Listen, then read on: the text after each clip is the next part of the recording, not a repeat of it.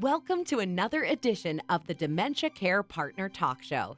Now, here's dementia care expert Teepa Snow and your host, Greg Phelps. Hello and welcome to the Dementia Care Partners podcast. My name is Greg Phelps, and joining me once again is dementia care expert Teepa Snow.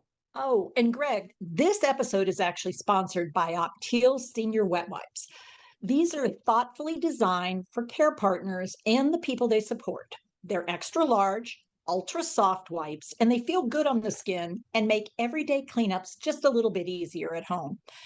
You can find them at Amazon, Target, Walmart, eBay, or at the Opteal.com site.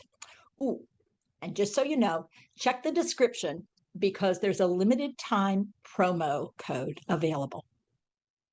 Teepa, thank you. I'm always a little bit nervous when we get into some of our topics, especially when you start off with things like statistics. The most current I can find, 25 million Americans are affected by urinary continence. Okay, so who's counting and what does this information actually mean to you? Okay, so Greg, let me go back. If people don't want to talk about having dementia, how many of them want to talk about not being able to hold on to your urine?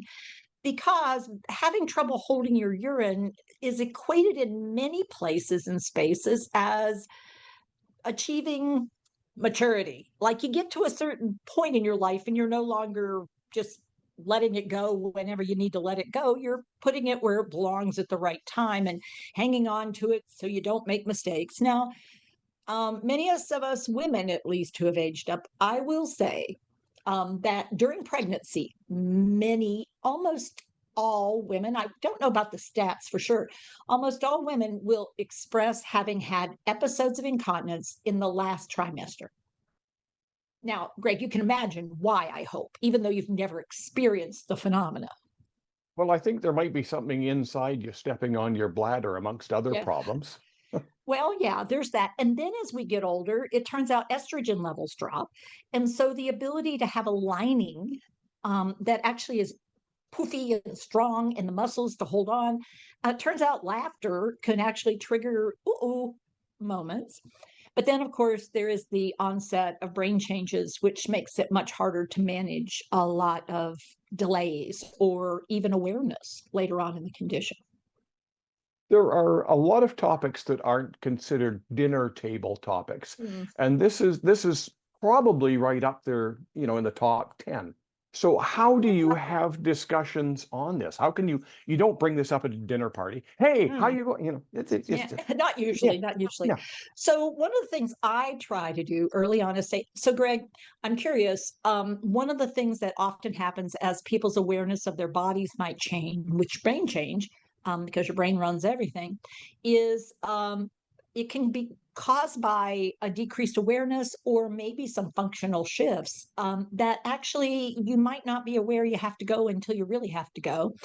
So it's very common to have episodes where you can't quite get where you want to be in time. And it could be just unfastening something, or it could be even getting to the space or finding the space. So I'm curious, have you had any of those episodes yet? I mean, I know that on occasion I have had my own episode of I should not have driven by that exit. Well, I think some of us have reached that almost oh my God stage. And, luckily for guys, it's just so much easier. It is. It is. It You is. guys have it so much easier in so many ways. You don't have to undress to go. You just unzip, flip, drip, and then zip it back up. That's my description of it. So for that side of it. Now there's the other side of it that requires a bit more. We all have to do that one. As they teach the kids, everybody has to poop. I think it is something like that. our show today is sort of going into an interesting spiral, which, because I think we're all a little uncomfortable talking about this. So like we had said, it's not a dinner table discussion. So when do you discuss this? How do you discuss it? How do you introduce this? Hey, Teepa, great to see you. I haven't seen you for a long time. How are those new pads working out for you? Yeah, I mean, and so we are so shy about this. I saw this commercial on TV the other day where they were talking about dancing with incontinence pads on. Now, I don't know about you, but that's like, wow, that's a different take on it. So, for myself, I'm not sure. Oh, how do you feel about incontinence pads? Because I'm like, I don't know what they feel like even. I mean, maybe, I don't need one, but maybe I should try one on just to see what it feels like. I've already done that, by the way. Um, so how did I introduce that, Greg? Well, I'm still sitting here. My head is kind of spinning because, I'm just struck by the unfair comparison between women and men on this. Because when men say we're going to strap on the pads, we're going to play hockey or we're going to, go out and play football or something. For women, it may or may not have different context. So, Yeah, yeah. For us, putting a pad on at first, if it's just a little dribble, I mean, that's a very different because I mean, for those of us who are of this gender, we do go through that period of life for a long time where every month we have to deal with something. Now, some people have chosen to put something inside rather than on the outside. And I know that probably makes you guys sort of uncomfortable. I don't know if you've ever had to go to the store and buy something. Um, they say no. Hmm. Yeah, it's hard for that conversation. So guess what happens with male caregivers? Ooh, it's sort of a taboo topic. But at the same time, for men, women caring for men, it's like, well, what kind of product do you get? I mean, and so for the longest time, I'll be honest with you, we waited until there was incontinence and then introduced what's called the Texas catheter or the external catheter, where it's a sheath, you put it on, sort of like a condom, but there's a hole at the bottom where you have a hose and you hook it onto a leg bag. I mean, sort of intrusive and sort of like, ooh, yuck. And then you had to figure out how to keep it on. So there was glue, tape, ooh, or rubber band ish. None of which, let's talk about the guy side of it or the women's side. These ideas of padding and padding for a long time was not great. I mean, and so they've made huge strides in being able to have something less bulky that absorbs a lot of moisture. But then there's the cleanup and there's the idea of what's it smell like? And so working on devices and things that make a difference, because unfortunately incontinence, I will say with incontinence, with dementia, you go from continence to partial continence to partial incontinence to incontinence. And it's a transition that's unique for each person. Teepa, thank you very much. Our conversation with Teepa will continue in just a moment. Well, a couple of weeks ago, we decided we would test out Opteal wipes. They're used for adult incontinence. And I was curious, what would my folks think about this? So I made up a batch of chocolate pudding, sort of like an accident you wish hadn't happened. And I had people smear it thickly on the back of their hand, in through their fingers, got in the creases, sort of like where you're trying to clean it out where you wish you weren't. And I had folks take one wipe and ask them to try it, see what they could do. Could they get most of that chocolate pudding off, or would they need multiple wipes? And how did it feel while they were doing it? Well, people said it felt good. So we're in favor of Opteal adult wipes when episodes of incontinence or just messy life happens. We think they're a good product that make a difference. You can find them at a number of locations, including Amazon, Target, Walmart, eBay, or even at the Opteal site. Don't forget to check out the description for this exclusive promo code. That will get you a discount.